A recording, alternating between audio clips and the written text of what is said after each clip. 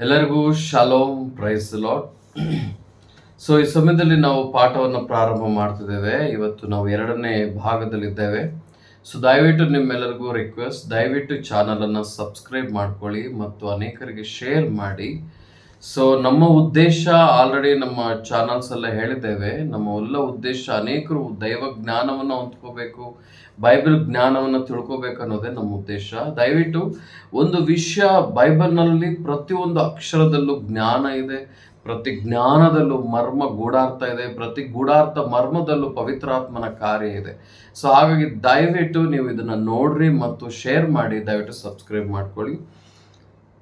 ಇವತ್ತು ನಾವು ಆಶೀರ್ವಾದ ಅಂದರೆ ಹೊಂದಿಕೊಳ್ಳುವುದು ಹೇಗೆ ಅನ್ನುವ ಒಂದು ಸಬ್ಜೆಕ್ಟ್ನಲ್ಲಿ ನಾವು ಟಾಪಿಕ್ನಲ್ಲಿ ಇದ್ದೇವೆ. ಸೊ ಇವತ್ತು ನಾವು ಮಾತಾಡ್ತಿದ್ವಿ ಹಳೆಯ ಒಡಂಬಡಿಕೆಯ ಆಶೀರ್ವಾದ ಅಂದರೆ ಏನು ಅಂತ. ಹಳೆಯ ಒಡಂಬಡಿಕೆಯ ಆಶೀರ್ವಾದ ನಿಮ್ಮಲ್ಲಿ ಹೀಗೆ ಅನ್ಕೋಬಹುದು, ಹಳೆಯ ಒಡಂಬಡಿಕೆ ಆಶೀರ್ವಾದ ಏನು, ಹೊಸ ಒಡಂಬಡಿಕೆ ಆಶೀರ್ವಾದ ಏನು, ಆಶೀರ್ವಾದ ಎಲ್ಲ ಒಂದೇ ಅಲ್ವಾ ಅಂತ. ಇಲ್ಲ, ಆಶೀರ್ವಾದಗಳಲ್ಲಿ ತುಂಬ ಡಿಫ್ರೆಂಟ್ ಆಗಿ ಇದೆ. ಸೊ ಇವತ್ತು ನಾವು ಮಾತಾಡ್ತಿರೋದು ಹಳೆಯ ಒಡಂಬಡಿಕೆಯ ಆಶೀರ್ವಾದ. ನೋಡ್ರಿ, ಹಳೆ ಒಡಂಬಡಿಕೆ ಅನ್ನುವುದು ಇಬ್ರಿಯ ಭಾಷೆಯಿಂದ ಬರೆಯಲ್ಪಟ್ಟಿದೆ. ಇಬ್ರಿಯ ಒಂದು ಟ್ರಾನ್ಸ್ಲೇಷನ್ ಆಗಿದೆ ಹಳೆ ಒಡಂಬಡಿಕೆ. ಸೊ ಈ ಹಳೆಯ ಒಡಂಬಡಿಕೆ ಈ ಇಬ್ರಿಯದಲ್ಲಿ, ಆದರೆ ನಾವು ಇವತ್ತು ಹಳೆಯ ಒಡಂಬಡಿಕೆಯಲ್ಲಿ ಆಶೀರ್ವಾದ ಅನ್ನುವ ಪದಕ್ಕೆ ಇಬ್ರಿಯ ಒಂದು ಅರ್ಥವನ್ನು ನೋಡೋದಾದ್ರೆ, ಇಬ್ರಿಯದಲ್ಲಿ ಇದಕ್ಕೆ ಬಾರಕ್ ಅಂತ ಕರೀತಾರೆ. ಸೊ ಬಾರಕ್ ಅಂದ್ರೆ ಅರ್ಥ ಏನು ಅಂದ್ರೆ ದೇವರ ಅನುಗ್ರಹವನ್ನು ಹೊಂದುವುದು ಅಂತ. ಸೊ ದೇವರ ಅನುಗ್ರಹವನ್ನು ಹೊಂದುವುದಕ್ಕೆ ಬಾರಕ್ ಅಂತ ಕರೀತಾರೆ.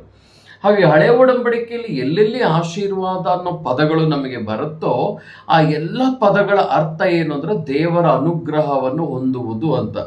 ನೋಡಿ, ದೇವರ ಅಬ್ರಹಾಮನನ್ನು ಆಶೀರ್ವಾದ ಮಾಡಿದ್ರು ಅಂದ್ರೆ ಅಬ್ರಹಾಮನಿಗೆ ದೇವರು ಒಂದು ಅನುಗ್ರಹವನ್ನು ಕೊಟ್ಟರು ಅಂತ.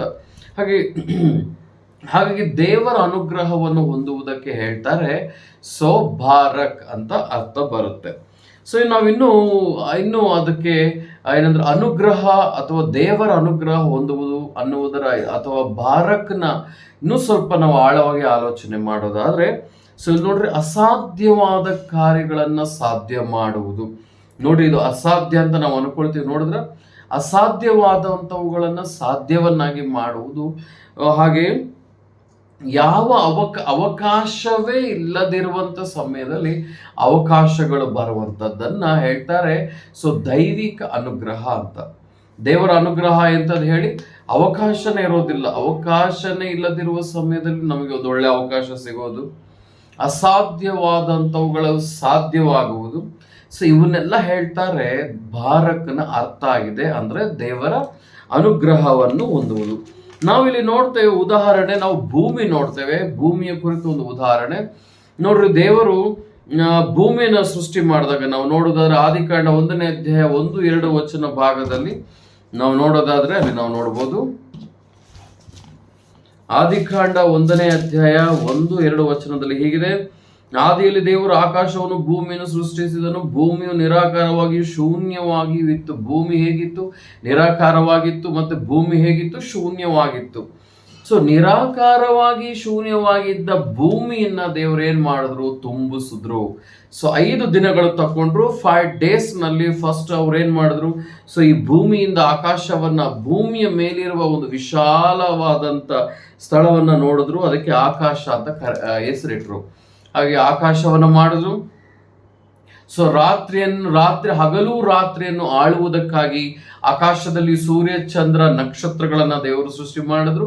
ಸೊ ಹಾಗೆ ಭೂಮಿಯನ್ನು ದೇವರು ಉಂಟು ಮಾಡಿದಾಗ ಭೂಮಿಯ ಮೇಲೆ ಸೊ ಅನೇಕವಾದ ಕಾರ್ಯಗಳನ್ನೆಲ್ಲ ಮಾಡಿದ್ರು, ರೈಟ್. ಸೊ ಅನೇಕವಾದ ಜಲಚರಗಳನ್ನ ಮಾಡಿದ್ರು, ವೃಕ್ಷ ಅಂದ್ರೆ ಗಿಡ ಮರಗಳನ್ನ ಮಾಡಿದ್ರು, ಫಲ ಕೊಡುವಂತ ವೃಕ್ಷಗಳನ್ನ ಮಾಡಿದ್ರು.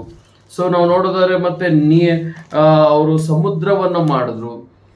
ಸೊ ರೈಟ್, ಸಮುದ್ರಗಳನ್ನ ಮಾಡಿದ್ರು. ಈ ಭೂಮಿ ಮೇಲೆ ಅನೇಕವಾದ ಸೃಷ್ಟಿಗಳಾಯಿತು.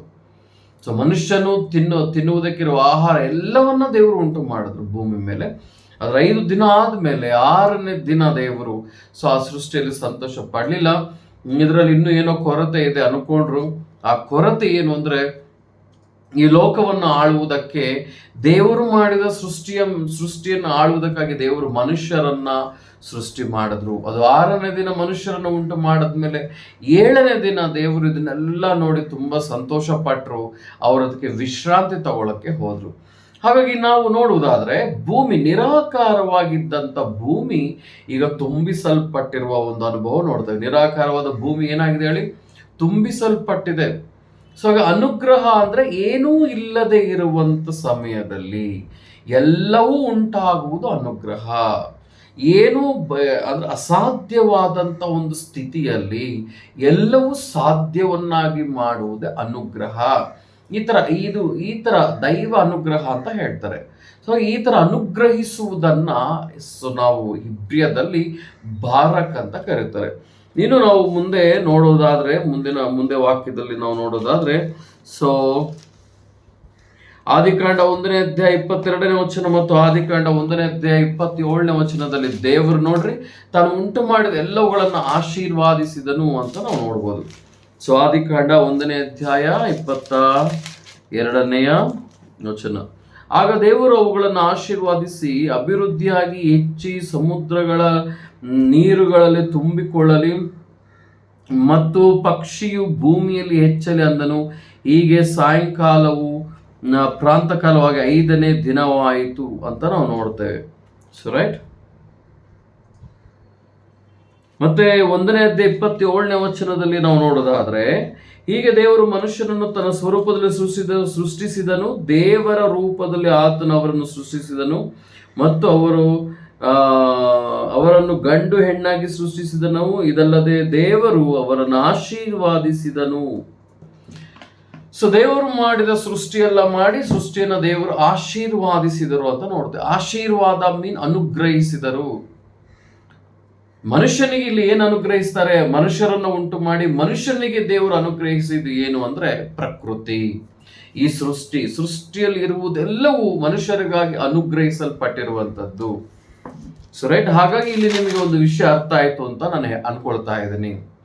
ಹಾಗಾಗಿ ಹಳೆಯ ಒಡಂಬಡಿಕೆ ಆಶೀರ್ವಾದ ಅನ್ನುವ ಪದಕ್ಕೆ ಹಿಬ್ರಿಯ ಬಾರಕ್ ಎಂಬುವ ಮೂಲ ಅರ್ಥ ಏನು ಅಂದ್ರೆ ದೇವರ ಅನುಗ್ರಹಿಸುವುದು, ದೇವರ ಅನುಗ್ರಹ ಅಥವಾ ದೈವಿಕ ಅನುಗ್ರಹ ಅಥವಾ ದೇವರು ಅನುಗ್ರಹಿಸುವಂಥದ್ದು ಅನ್ನೋ ಅರ್ಥ ಆಗಿದೆ.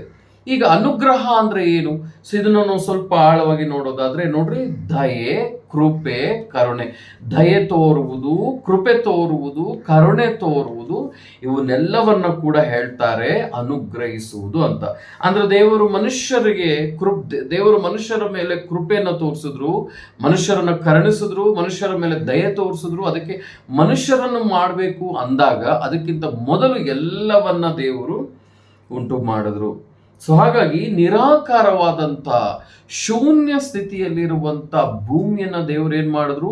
ತುಂಬಿಸಿದ್ರು. ಈ ತುಂಬಿಸುವಂಥದ್ದು, ಈ ವಿಸ್ತರಿಸುವಂಥದ್ದು, ಶೂನ್ಯವಾಗಿರುವಂಥದ್ದನ್ನ ಪೂರ್ತಿಯಾಗಿ ಭರ್ತಿ ಮಾಡುವಂಥದ್ದು, ಇವುಗಳನ್ನು ಹೇಳ್ತಾರೆ ಅನುಗ್ರಹ, ದೈವ ಅನುಗ್ರಹ.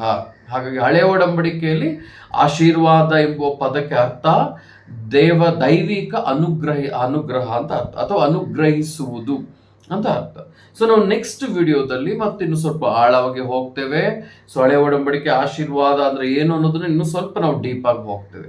ಸೊ ಆದ್ರಿಂದ ಈ ಸಮಯದಲ್ಲಿ ನಿಮಗೆಲ್ಲ ನಾನು ಕೇಳೋದೊಂದು ರಿಕ್ವೆಸ್ಟ್ ಏನಂದ್ರೆ, ದಯವಿಟ್ಟು ಈ ಚಾನಲ್ನ ಸಬ್ಸ್ಕ್ರೈಬ್ ಮಾಡ್ರಿ, ಎಂಕರೇಜ್ ಮಾಡಿ. ಈ ಟೀಚಿಂಗ್ಸ್ ಇದರ ಟಾಪಿಕ್ಸ್ನ ನೀವು ಎಂಕರೇಜ್ ಮಾಡಿ, ಅನೇಕರಿಗೆ ಶೇರ್ ಮಾಡಿ. ಸೊ ದಯವಿಟ್ಟು ಸಬ್ಸ್ಕ್ರೈಬ್ ಮಾಡಿಕೊಡ್ರಿ, ಪ್ರತಿಯೊಬ್ಬರು ವಿಡಿಯೋನ ನೋಡ್ರಿ. ನೀವು ಈ ರೀತಿ ಮಾಡೋದ್ರಿಂದ ಈ ಟಾಪಿಕ್ ಅನೇಕರಿಗೆ ಹೋಗುತ್ತೆ. ಸೊ ಹಾಗಾಗಿ ಈಗ ಇವತ್ತು ನೀವು ಒಂದು ಹೊಸ ವಿಷಯವನ್ನ ತಿಳ್ಕೊಂಡಿದ್ದೀರಾ ಅಂತ ನಾನು ಅನ್ಕೊಳ್ತಿದ್ದೀನಿ. ನೆಕ್ಸ್ಟ್ ವಿಡಿಯೋದಲ್ಲಿ ಇನ್ನೂ ಹೆಚ್ಚು ವಿಷಯಗಳನ್ನ ನಾವು ತಿಳ್ಕೊಳ್ಳೋಣ. God bless you. ದೇವರು ನಿಮ್ಮನ್ನು ಆಶೀರ್ವದಿಸಲಿ. ಚಿಕ್ಕ ಪ್ರಾರ್ಥನೆ. ನಮ್ಮನ್ನು ಬಹಳವಾಗಿ ಪ್ರೀತಿ ಮಾಡಿದ ಪರಲೋಕದ ತಂದೆ ಆದೇವರೇ, ನಿನ್ನ ಪರಿಶುದ್ಧ ನಾಮಕ್ಕೆ ಸ್ತೋತ್ರ ಮಾಡ್ತಾನೆ. ಈ ಸಮಯದಲ್ಲಿ ಈ ಮಾತುಗಳನ್ನು ಕೇಳುತ್ತಿರುವ ಎಲ್ಲ ನಿನ್ನ ಮಕ್ಕಳನ್ನು ಆಶೀರ್ವದಿಸು, ಕುಟುಂಬವನ್ನು ಆಶೀರ್ವದಿಸು. ಕುಟುಂಬಗಳಲ್ಲಿರುವ ಎಲ್ಲ ಸಮಸ್ಯೆಗಳಿಂದ ಬಿಡುಗಡೆ ಕೊಡು, ಎಲ್ಲ ದುಃಖ, ಕಣ್ಣೀರು, ರೋಗಗಳಿಂದ ಬಿಡುಗಡೆ ಕೊಡು ಸ್ವಾಮಿ. ಅದ್ಭುತಗಳನ್ನು ಮಾಡು, ಸ್ವಸ್ಥತೆಯನ್ನು ಮಾಡು. ನೀವು ಹಾಗೆ ಮಾಡಿದರೆ ಎಂದು ನಾನು ನಂಬ್ತೇನೆ ಅಪ್ಪ. ಹಾಗೆ ಕೇಳುತ್ತಿರೋ ಈ ಮಾತುಗಳು ಕರ್ತನೆ, ಈ ವಾಕ್ಯವು, ಈ ಮಾತುಗಳು ಯಾರು ಮರೆತು ಹೋಗದಂತೆ ಪ್ರತಿಯೊಬ್ಬರು ಅದನ್ನು ಅನ್ವಯಿಸಿಕೊಳ್ಳುವಾಗೆ ಸಹಾಯ ಮಾಡು. ಪ್ರತಿಯೊಬ್ಬರ ಜೊತೆ ನಿನ್ನ ಮಾತನಾಡಪ್ಪ. ನಿನ್ನ ವಾಕ್ಯದ ಜ್ಞಾನವು ನಿನ್ನ ಮಕ್ಕಳಿಗೆ ಪ್ರತ್ಯಕ್ಷವಾಗಲಿ ಅಪ್ಪ. ಪ್ರಾರ್ಥನೆ ಕೇಳಿದಕ್ಕಾಗಿ ಸ್ತೋತ್ರ. ಯೇಸುವಿನ ಹೆಸರಿನಲ್ಲಿ ಪ್ರಾರ್ಥನೆ ಬೇಡಿ ಹೊಂದಿರುತ್ತೇನೆ ಕರ್ತನೆ, amen amen amen. God bless you. ದೇವರು ನಿಮ್ಮನ್ನು ಆಶೀರ್ವದಿಸಲಿ. Thank you so much. ಮತ್ತೆ ನೆಕ್ಸ್ಟ್ ವಿಡಿಯೋದಲ್ಲಿ ನೋಡೋಣ. God bless you. Praise the lord.